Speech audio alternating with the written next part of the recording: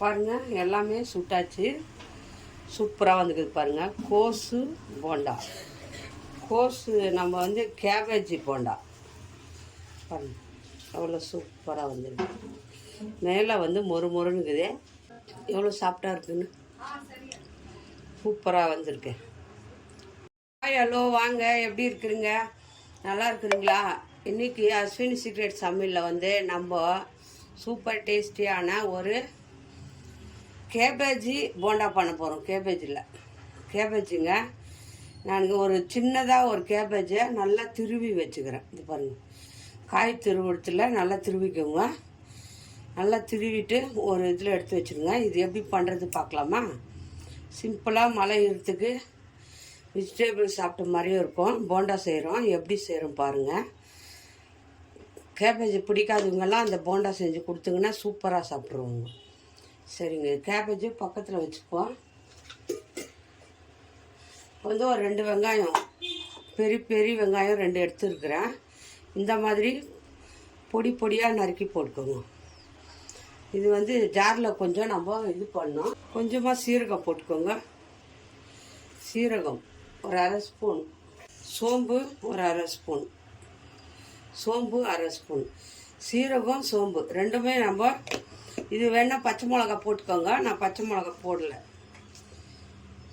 பச்சை மிளகா காரம் வேணால் நீங்கள் போட்டுக்கலாம். இதை வந்து மிக்ஸி ஜாரில் அப்படியே ஒன்று பாதியமாக அரைச்சிட்டு வந்துடும். இந்த மாதிரி ஒரு அகலமான பாத்திரம் எடுத்துக்கோங்க.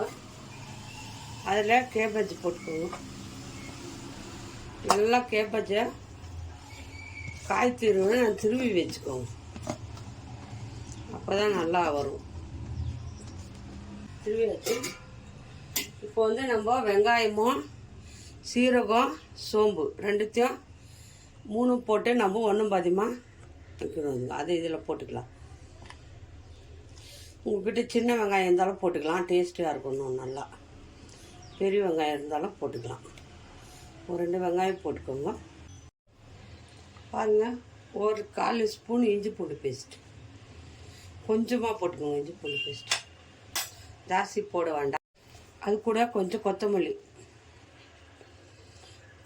போட்டுக்கோங்க. கொஞ்சம் மஞ்சத்தூள். அது காரத்துக்கு காரம் எவ்வளோ வேணுமோ அவ்வளோ போட்டுக்கோங்க. மிளகாத்தூள், இதுக்கு தகுந்த மாதிரி சால்ட்டு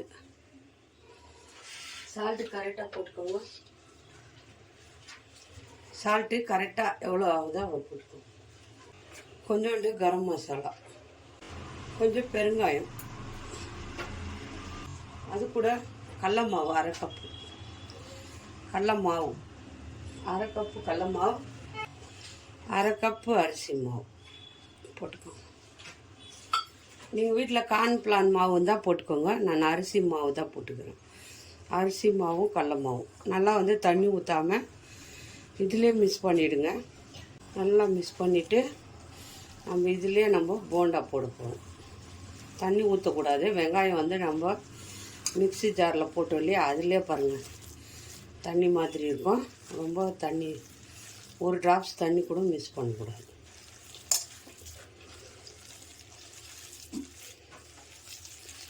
பாருங்கள், சூப்பராக ரெடி ஆயிடுச்சு. இதை நம்ம எண்ணெய் காய வச்சுட்டு அப்படியே போட்டு போண்டா மாதிரி போட்டு எடுத்துக்க வேண்டியதான்.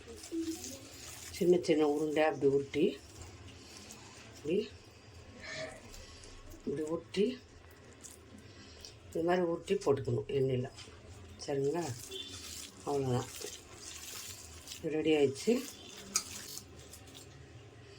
ஒரு கடாய் வச்சுக்கோங்க. கடாயில் நல்லா எண்ணெய் சூடாகட்டும். இந்த கலந்து வச்சுக்கிறோம் இல்லையா, இதில் வந்து அரிசி மாவுக்கு பதில் நீங்கள் கார்ன்ஃப்ளார் மாவு கூட போட்டுக்கலாம். சரிங்களா? நான் அரிசி மாவு போட்டுக்கிறேன். ஈஸியாக சூடாயிடுச்சான்னு பார்க்கலாம்.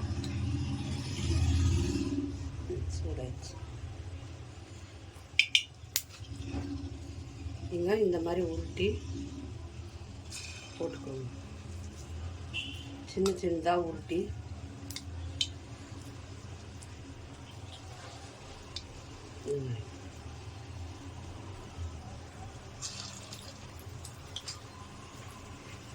ரொம்ப நல்லாயிருக்கும் கேபேஜ். இது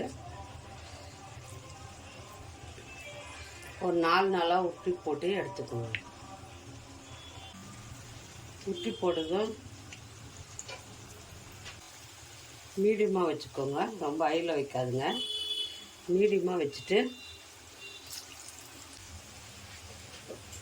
அப்படியே கொஞ்ச நேரம் விட்டுருங்க. அப்படியே வேகட்டும். வெந்த பிறகு நம்ம திருப்பி போட்டு ஒரு 5 நிமிஷம் அப்படியே விட்டுருங்க.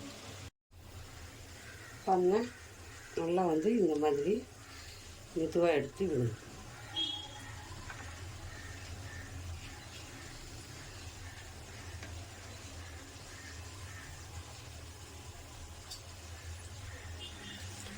ரொம்ப ஹையில் வைக்காதுங்க, ஏன்னா வேகணும். காய் இருக்கு இல்லையா, கேபேஜ் அப்படியே வெந்து வரும்.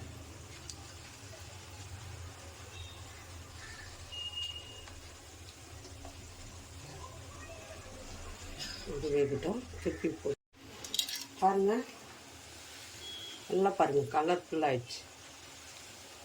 நல்லா வெந்து வந்துச்சு. இப்போ நம்ம இதை எடுத்துக்கலாம். நல்லா வந்து கேபேஜ் எல்லாம் உள்ளே வெந்து உள்ளே நல்லா மாவு வந்து மேலே மொறு மொறுன்னு உள்ளே சாஃப்டாக இருக்கும். இந்த போண்டா இது எடுத்துக்கலாம். ஒரு தட்டில் எடுத்து வச்சுக்கலாம். குண்டாக எடுத்து உரியுது.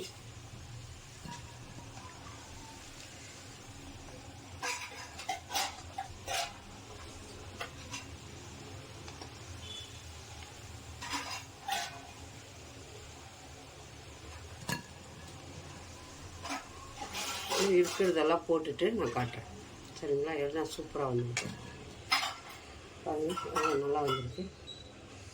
எல்லாமே அதே போல் உருட்டி போட்டு எடுத்துடலாம். பாருங்கள், எல்லாமே சுட்டாச்சு. சூப்பராக வந்துருக்குது பாருங்கள். கோஸு போண்டா, கோஸு நம்ம வந்து கேபேஜி போண்டா பாருங்கள், அவ்வளோ சூப்பராக வந்துருக்கு. மேலே வந்து மொறு மொறுன்னுக்குது, உள்ளே பார்த்தா நல்லா சாப்பிட்டா சூப்பராக வந்துடுது. கோஸில் நம்ம இந்த மாதிரி போண்டா ஸ்நாக்ஸ் பண்ணி கொடுத்தோம்னா தட்டு ஃபுல் காலியாகிடும்.